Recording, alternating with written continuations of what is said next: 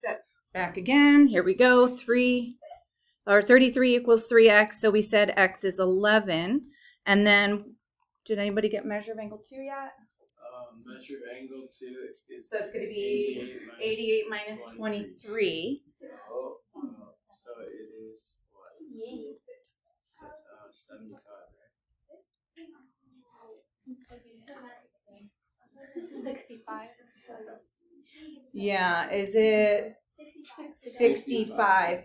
Now, we don't need to plug it in to find measure of angle 1, but on a quiz or a test, I would take a moment just to plug it in as well. Why? To check. Yeah. To make sure it works. To make sure it works. We should get the same answer. So if I were to plug 11 in here, that would make that 55 plus 10. 65. 65. Good. We should end up, if we ended up with different answers, then I know I came up with probably the wrong value for x. Okay, now a different problem. So we're kind of erasing, kind of ignoring part A, but still we know all the markings are going to be correct. So now we're saying, okay, now what if measure of angle WYZ is 82? So if this whole angle is 82, and measure of angle ZYU is 4R plus 25. Okay. Now what do you think? Why don't you just 82 equals 2 and then in parentheses 4R plus 25. Good. We could do that. So we know if that angle is being bisected, or we could divide 82 by 2 and make 4R plus 25 equal to 41. We should get the same answer either way. It's totally up to you. It doesn't make a difference to me how you want to solve it. So I could do 4R plus 25. Of course, which one's easier to solve? The one on the right, but we should end up with the same answer. What do we get when we subtract 41 minus 25? 16, so R equals 4. And always double check. What are we solving for? In this case, we were just finding the variables, so we're good. Okay, one of the things in geometry, so now I'm going to just erase this. You don't need to necessarily erase it, but again, I'm kind of going, each part is like a separate problem. So now it's saying, what if ZYW is a right angle? Now, it does not look like a right angle. But we're just going to go with it. So sometimes in geometry, we'll see in our textbook, they'll give us values that don't really match the picture, but we're going to go with the numbers anyway, because that's what they're telling us.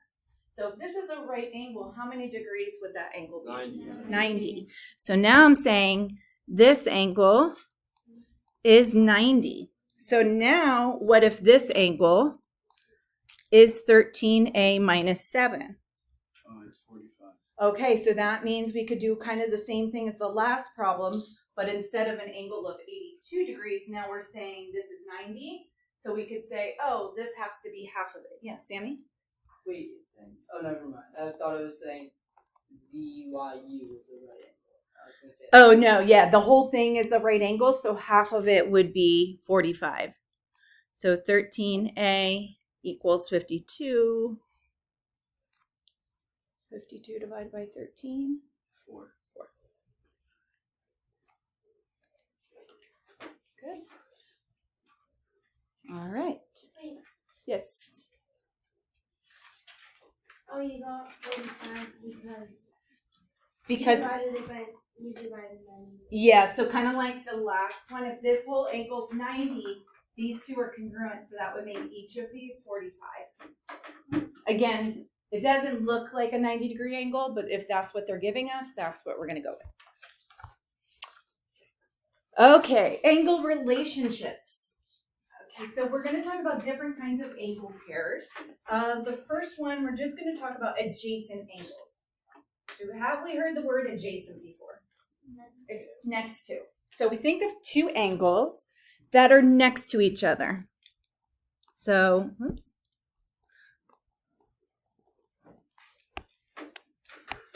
Next to. but that's not really a formal definition. So, and if I look at this picture, I technically have 4 different angles.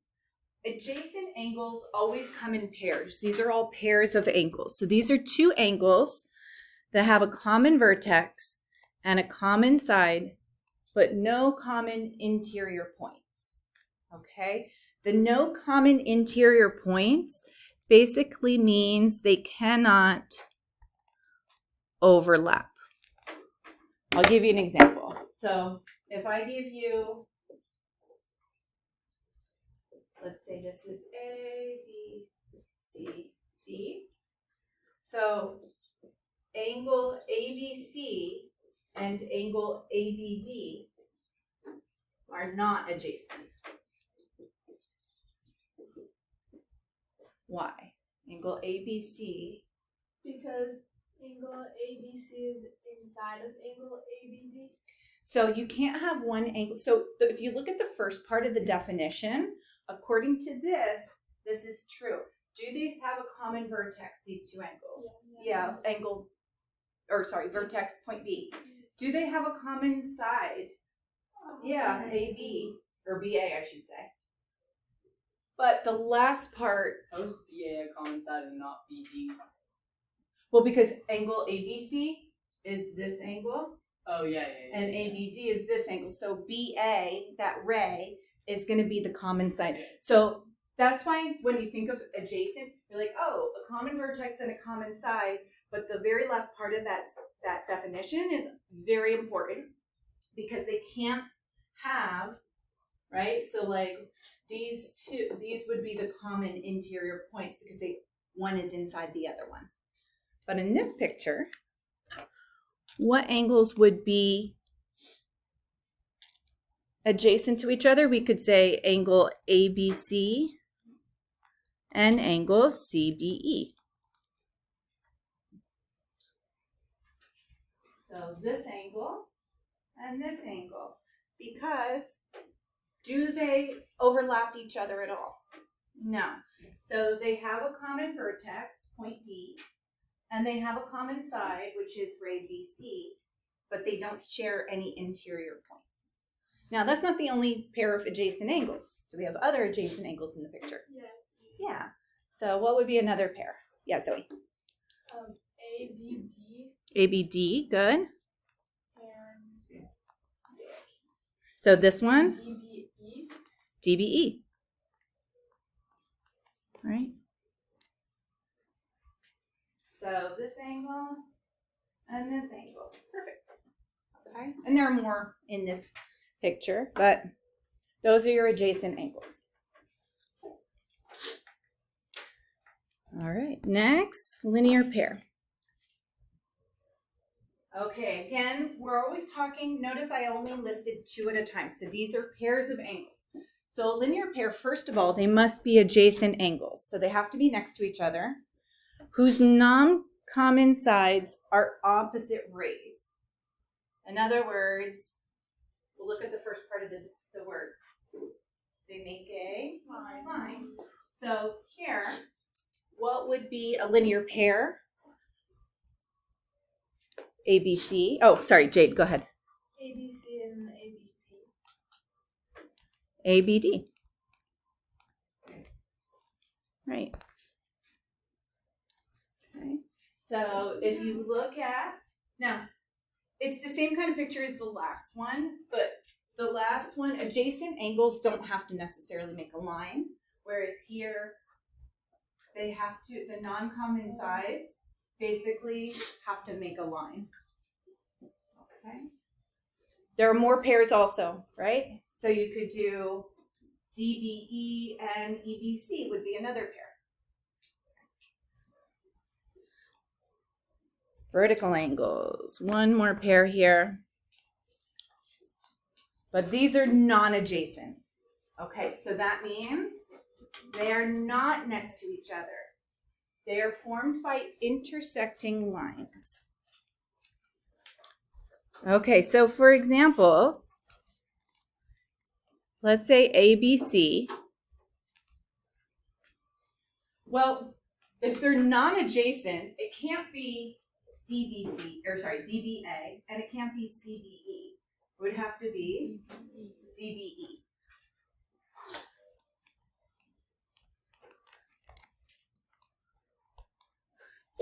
When we think of vertical angles, we think they form an X and they're on opposite sides. So these two would be vertical angles, and then these two would be vertical angles. Good. Okay, so we had adjacent angles, linear pair, and vertical angles. Got a couple more theorems and definitions.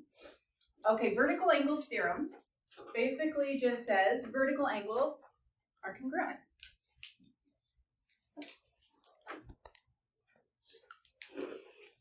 Okay, so if we know these two, so let's say ABD and CBE are vertical angles, what does that tell us? They are congruent. So I can say angle ABD is congruent to CBE. So are all the angles on this page congruent? Yeah, just the ones that are on opposite sides. So on the previous page, all the angles that are on opposite sides of the X, those are always going to be congruent. Think about if I take two lines, right, and I have an X, no matter how I like crisscross them, the angles on the opposite sides are always going to be the same. They're always going to be congruent. All right. Have we heard of complementary and supplementary before? Okay, yeah, Zoe. For that one? Yeah. Can it also be DBE? Yes. CBA? Yeah. So I could also say these two are congruent. I just happened to do one example, just like on the previous page, we didn't name all of them, but just to name one.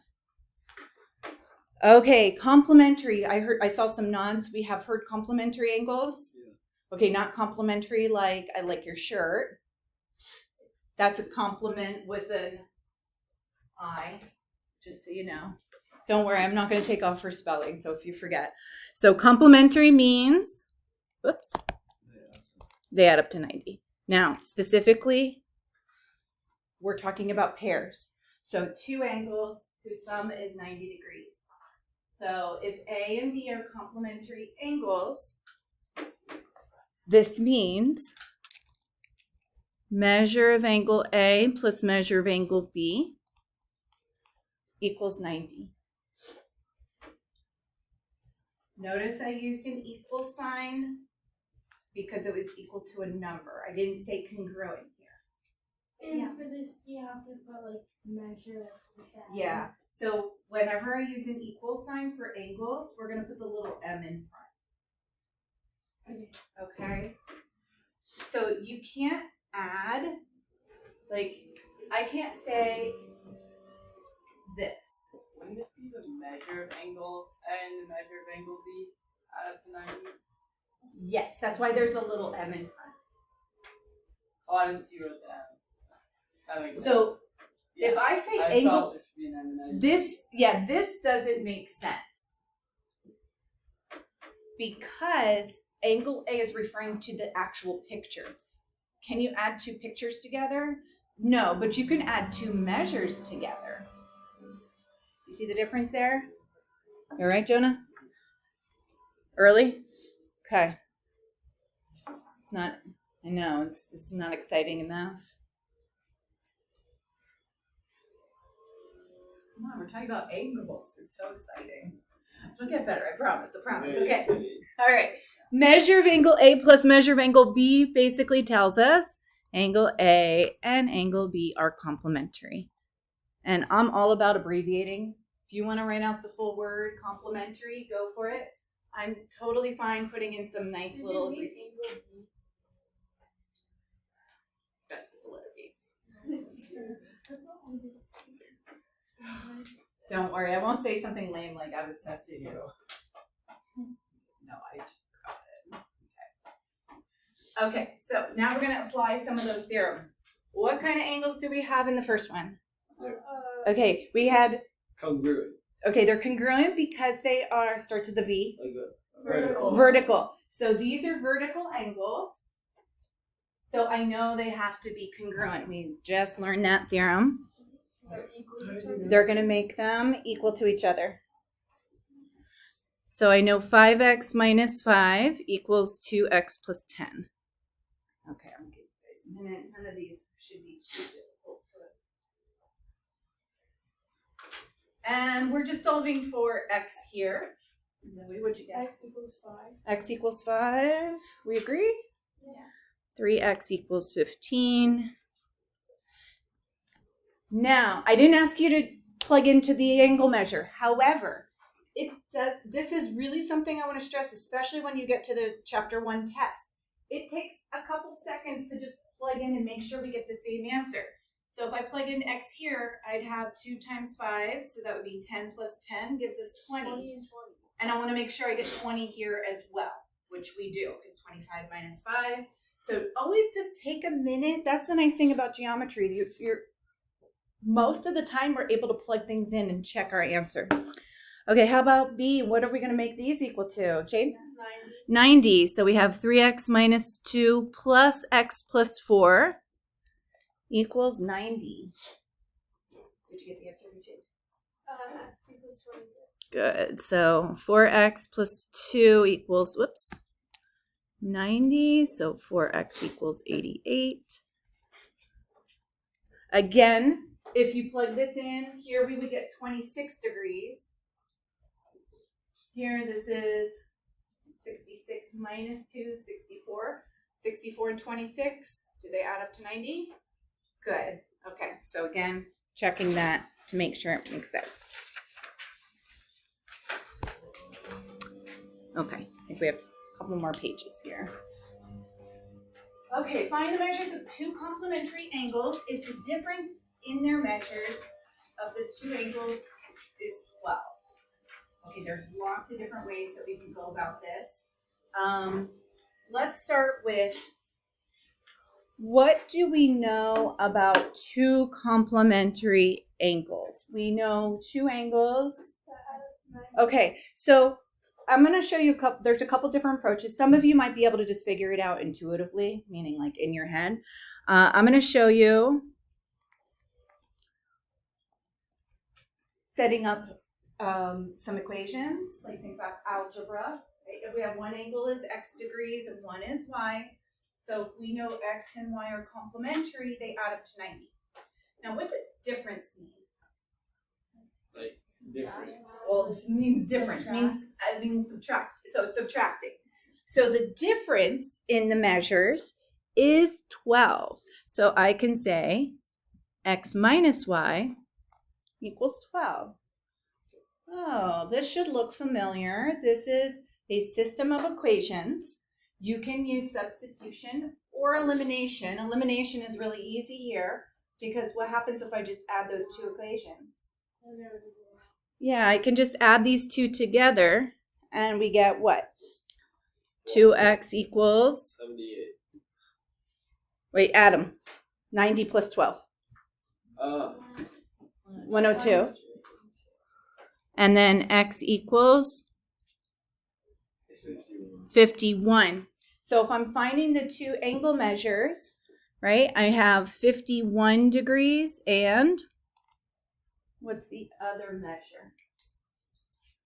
Well, if they add up to 90, then 39.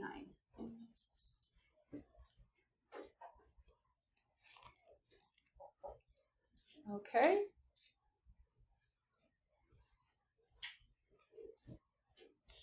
All right. Couldn't you also do like x plus x minus 12 or plus 12?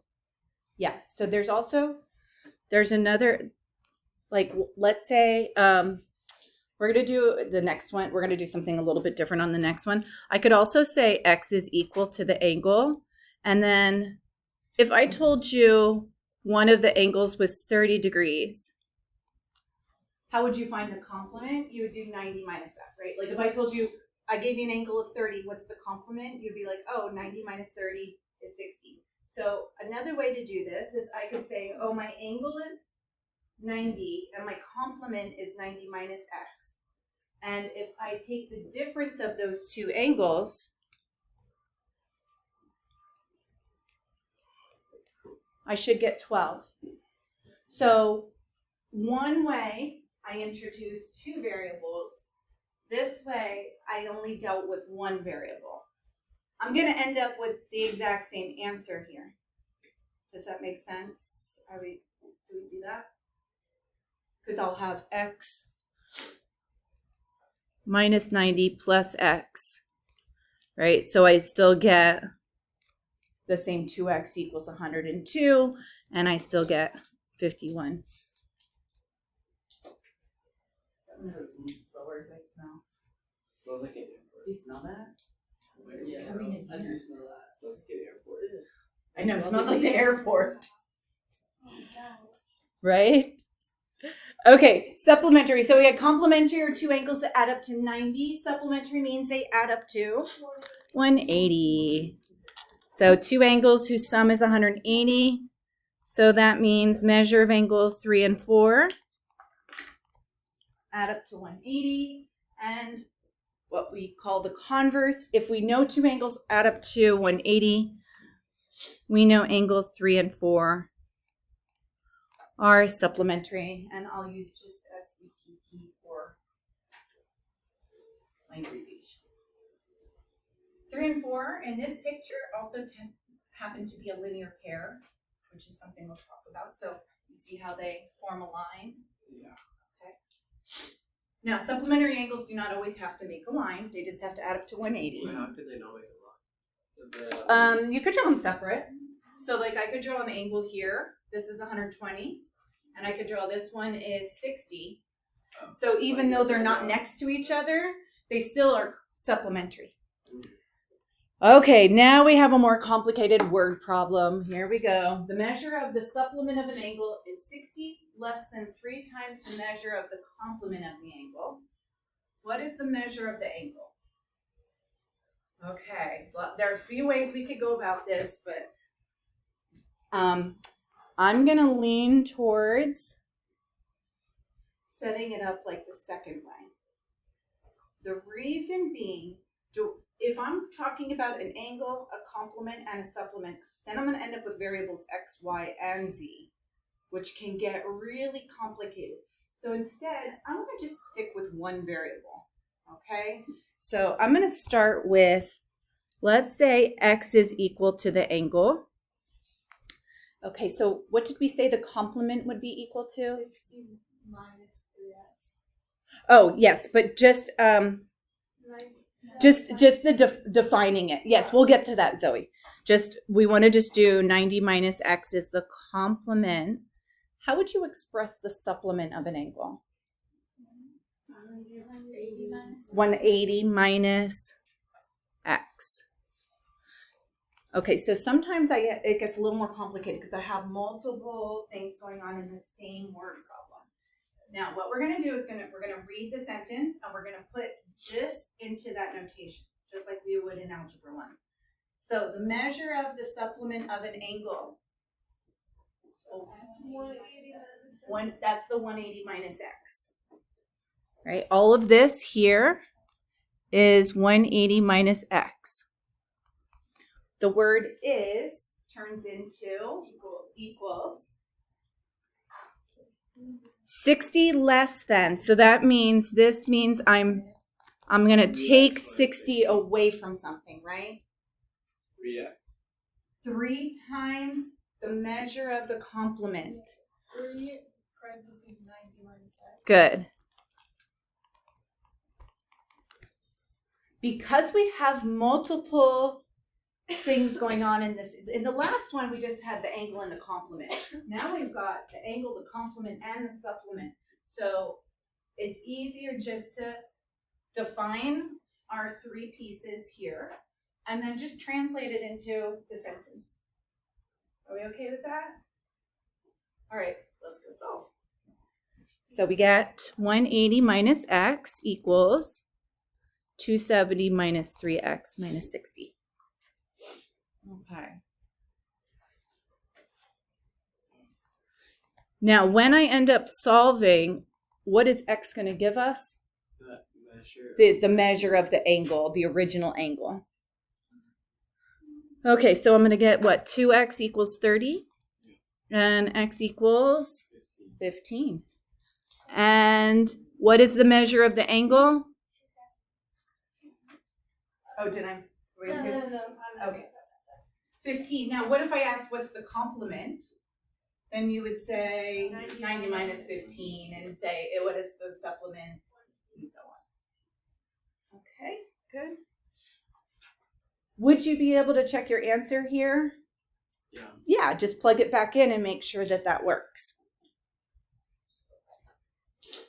Okay, supplement theorem. Angles that form a linear pair are supplementary. Again, sometimes we have these theorems that are a little, I hope, obvious. We know all the way across is 180 degrees. So it makes sense, right? If angle 1 and 2 form a linear pair, angle 1 and angle 2 are supplementary. So if they make a linear pair, we know they're supplementary. If we know they're supplementary, then we know they add up to 180. So it's like kind of this. Yeah. I think we're getting there. Okay. It's kind of a longer. What time do we end? 9:20. 9:20. It's What fine. The was last the page takes. answer? What was the answer to the example 3? Was it 15? 15. 15.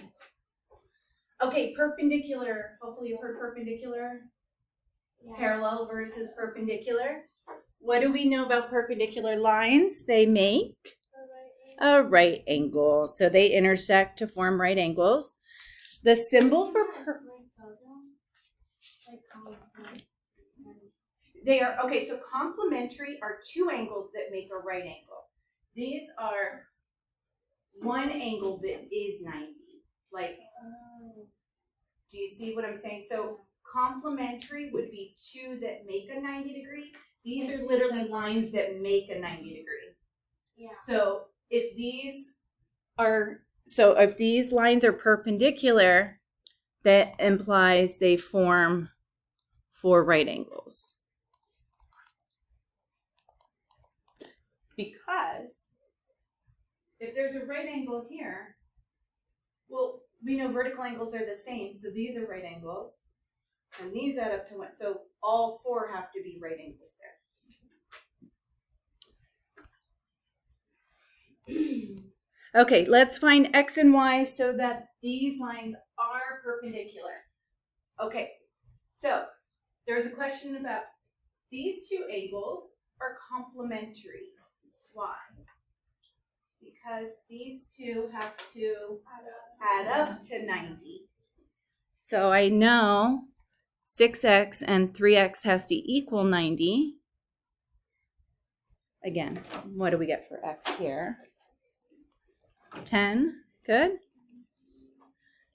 Whereas, what has to happen here with the 12y minus 10? That whole thing has to be equal to 90. So these two are complementary versus this angle itself has to be 90. You see the difference? Okay, so we get 12y equals 100. That's okay.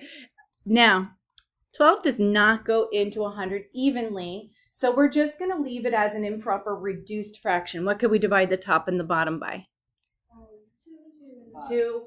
We can also divide by 4. Oh, no. 4. 100 divided by 4 is 25 over 3. Yeah, just leave it like that. Okay, remember I talked about don't use the bar, don't make it 8 and 0.333. Wait, can you go back up for a second? This one? Yeah. Okay, last page. Only on a minute. That's okay. I'll just go over it real quickly because it's just kind of. The only thing this page, what I'm trying to stress is in geometry, we can only say things that are labeled. So if we look at this picture, for example, it says KHJ and GHM. Are they complementary? We're talking about these two angles. Do we have enough information that they add up to 90 degrees is what it says? No. No. So even though they might look a certain way, we're going to say no. How about GHK and JHK are a linear pair? What do you think? Here, I'll trace over it. GHK. I don't think so. Okay, does this make a line? Yes. So we can assume that. How do we know that makes? Oh, because there's no point. Yeah, there's nothing in between that makes an angle. How about HL? Is that perpendicular to HM? HL and HM. Yeah, there's a little box inside, so we say yes. So we have to just look at, are they labeled or not? And then we can say yes or no, whether we can assume. Yeah. Jake. How come on the top where it has like The two markings? No, here it says cannot be assumed, and then it says HM and HL. Oh, because in this picture, is there a little box? No. No. So we can't assume it here, but in this example, I gave you a little box. Now we can assume it. Yeah, Russ. Wait, but I'm waiting. couldn't KHJ and KH. KHM not equally because K